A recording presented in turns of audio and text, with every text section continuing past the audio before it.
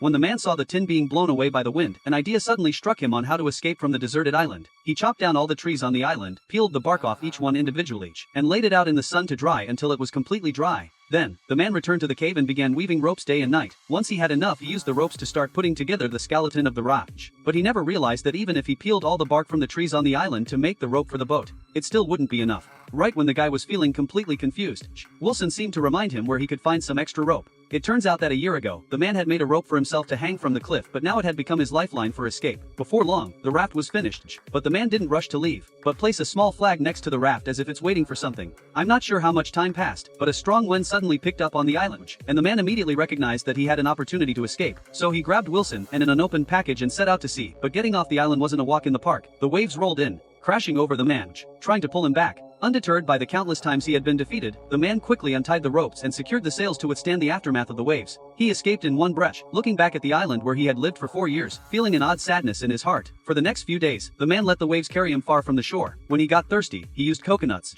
He used shells to gather rainwater when he was feeling thirsty. He would jump right into the sea to catch fish, not even realizing it. He had been adrift in the ocean for over a week, but that night the sky suddenly turned stormy, and to make matters worse, the sails on the raft were ripped away by the wind. The man could only cling to the raft to avoid being swept to ocean.